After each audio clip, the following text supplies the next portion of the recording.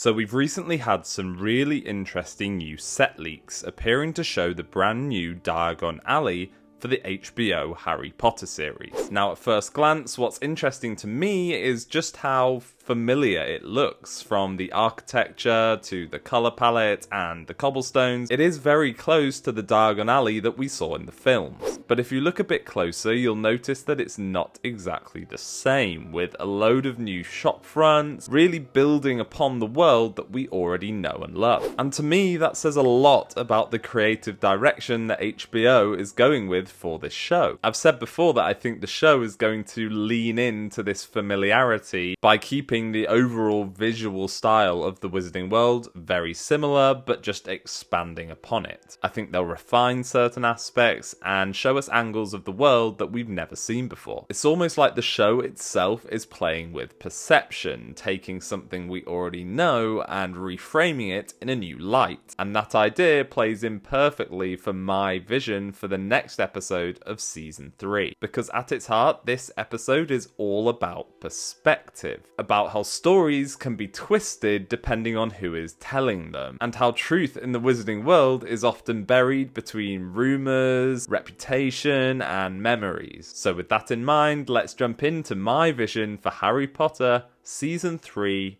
Episode 4, The Firebolt.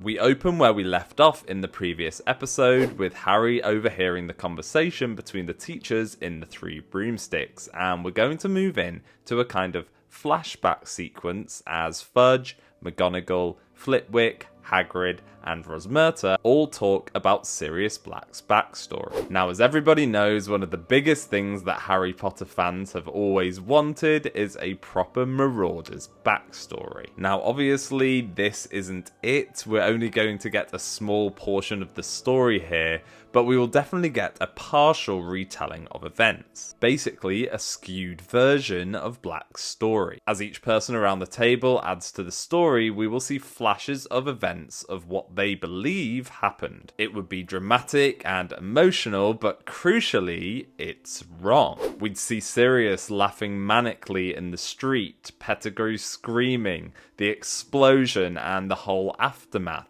but all from the Ministry point of view. Basically, a version of the story that is there to make Sirius look guilty. This is especially powerful because it plays into this theme of perception, of the truth being twisted depending on who's telling the story, something that is a key theme of this season. And then later in the season, when we finally learn the truth, we will revisit these exact same shots, but this time we'll know what really happened with crucial context. It'd be a really good visual way to demonstrate just how unreliable Wizarding World rumours really are, and how even the best witches and wizards can get things wrong. I'm not calling Fudge one of the best witches or wizards, by the way, but I'm talking more about McGonagall and even Dumbledore. The scene ends with Fudge and the teachers finishing their drinks before they exit the Three Broomsticks. We then see Ron and Hermione lower their heads beneath the table to stare at Harry, and we focus on his face, looking mortified, before we cut to black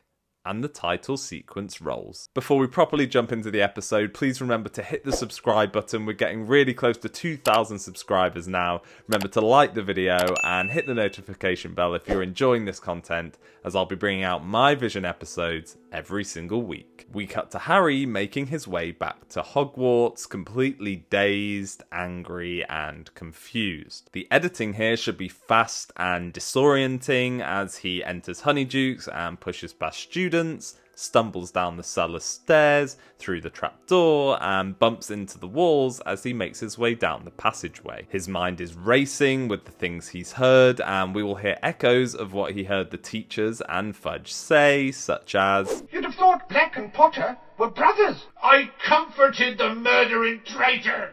Lily and James, Sirius, how could you?" We then cut to the Gryffindor common room with Harry storming up the stairs to his dormitory, still hearing those echoes in his head, before he gets to his trunk, rips it open, and starts rummaging for his photo album. He flips through it until he finds a picture of his parents' wedding day, and then we see a picture of a young Sirius Black standing next to James, laughing. There are a few moments in the book series where Harry revisits this photo album that Hagrid gave him, and it will be really nice for the series to include them as well, as in the movies we only really saw it at the end of Philosopher's Stone and the beginning of Chamber of Secrets. We then move into a brief dream sequence where Harry sees flashes of Sirius Black on the wanted posters and in the photo album, and imagines his voice saying, "It has happened, my lord.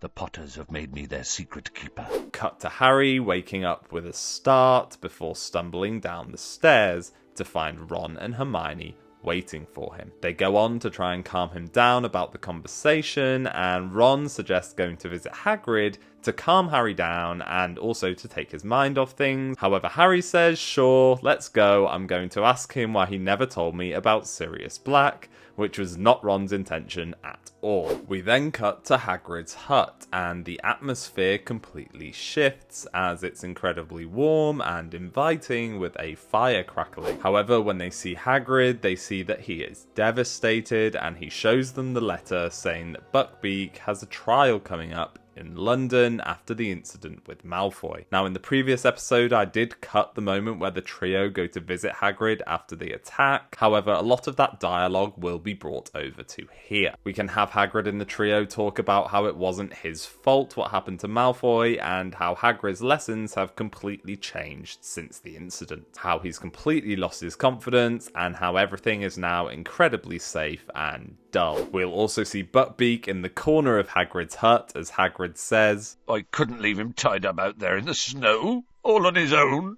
at Christmas." Sequence 1 ends with the trio telling Hagrid that they will help him to research different magical creature trials, setting up the subplot that runs throughout the next few episodes. Sequence 2 opens up on Christmas morning with Ron throwing a pillow at Harry's face. We first see Harry open a few parcels from Mrs. Weasley, which I always enjoy reading about, before he notices a long thin package at the end of his bed, and when he unwraps it, he sees it's the Firebolt. Yes, we're actually getting it now, like in the book, as probably the only thing I hate about the Prisoner of Azkaban movie is how they shoehorned it in to the end of the movie, and that ridiculous freeze frame. Ron is ecstatic, but when Hermione arrives, she is very suspicious. But as she is questioning who sent the broomstick, Crookshanks launches himself at Scabbers again. This is a small moment, but it ties in pretty massively to how this episode will end. Then we move into Christmas dinner, and like in season 1, I want this moment to be incredibly magical and wondrous again. But unlike in the first season, where the Christmas feast was a giant grand affair,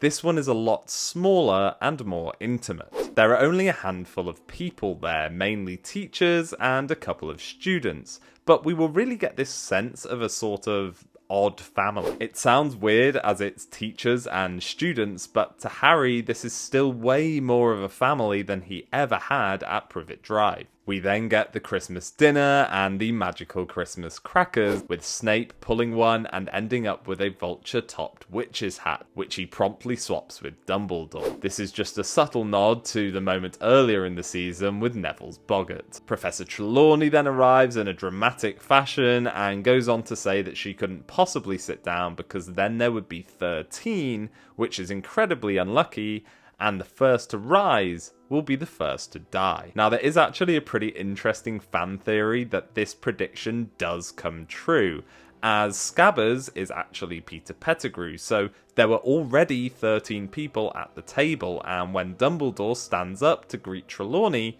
he is the first to rise, and funnily enough, he is the first to die. I'm not suggesting that this is actually canon, but it would be a pretty nice touch for HBO to include this little wink to the fandom. After dinner, Harry and Ron, still buzzing about the Firebolt, head up to the common room so they can take it for a spin.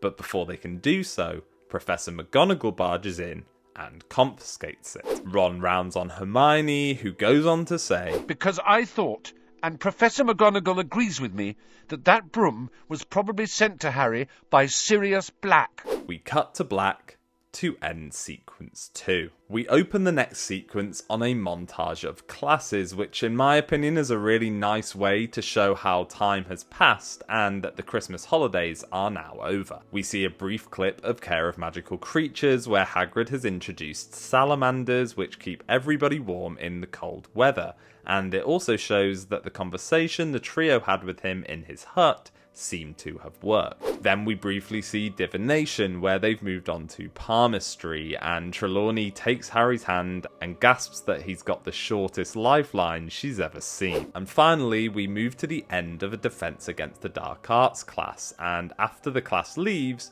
Harry approaches Lupin and asks him about defending himself from Dementors. And that leads us into the first Patronus lesson. I want this scene to be similar to the movie, but expanded, with Harry struggling with the incantation, taking numerous attempts at the Dementor, and hearing new voices in his head. Essentially, each time the Dementor approaches, he will hear new echoes from his parents' final moments. First, Lily screams, as we've heard before, but then she goes on to plead, "Not Harry!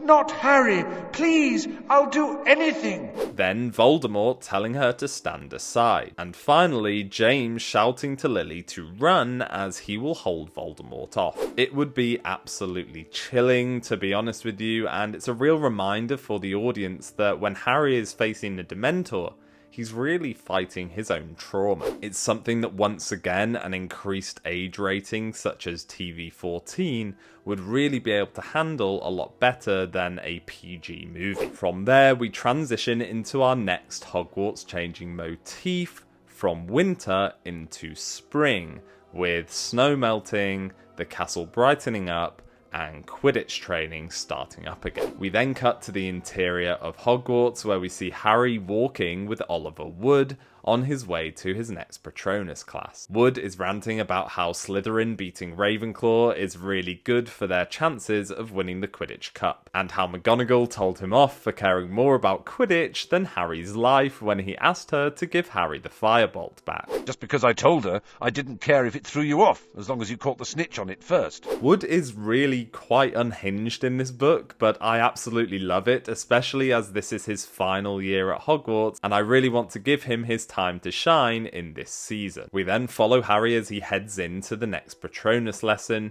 However, this time the actual events of the lesson will be a lot shorter. But after the lesson, Lupin offers Harry a butterbeer, and they proceed to have a conversation about Dementors, what they are, what they do, and the horror of the Dementor's kiss. This is once again just a lovely character moment for Lupin, and also a really good bonding moment for Harry and Lupin together. We then cut to Harry on his way back to the Gryffindor common room, where he walks straight into Professor McGonagall, who goes on to give him the Firebolt. We then move into the climax of this episode. Harry returns to the common room and finds Ron sitting by the fire. Harry shows an ecstatic Ron that he got the Firebolt back, and goes on to admit that Hermione was only trying to protect him and that they should probably owe her an apology. Ron agrees, but before they can do so, he decides to take the Firebolt upstairs for Harry. A few seconds after he disappears from view, however, we hear a sudden yell. He comes back down the stairs holding a bedsheet and heads straight to Hermione, who is reading at a table. He shoves the sheet under her nose and we see it's splattered with blood. And he goes on to say that Scabbers is gone. And when Hermione looks even more confused and scared, Ron shouts, "And you know what was on the floor?" He throws a handful of ginger cat hairs onto her book. We focus first on Ron's furious face, and then Hermione's terrified one, before we zoom in on the cat hairs, before we cut to black and the credits roll. For me, this episode would be a great blend of warmth and tension. It gives us that cozy, magical Hogwarts feeling with Christmas and with different classes. However, it also adds to the layers of darkness that really define this season. We get emotional growth for Harry, a bit more complexity for Hagrid, and also a deeper insight into Lupin. And finally, it uses visual storytelling to play with the truth versus perception, especially with Scabbers disappearing and the bedsheet and the whole Sirius Black backstory. But what do you think? Would you like to see this kind of unreliable flashback at the start, or would you rather just save it all for a later episode when we get a proper Marauders backstory? Let me know your thoughts and your suggestions in the comments section below. And once again, don't forget to hit the subscribe button, like the video, and hit the notification bell for more HBO Harry Potter series breakdowns, theories, and my vision. I'll be back next time when I plan my vision for Harry Potter Season 3, Episode 5.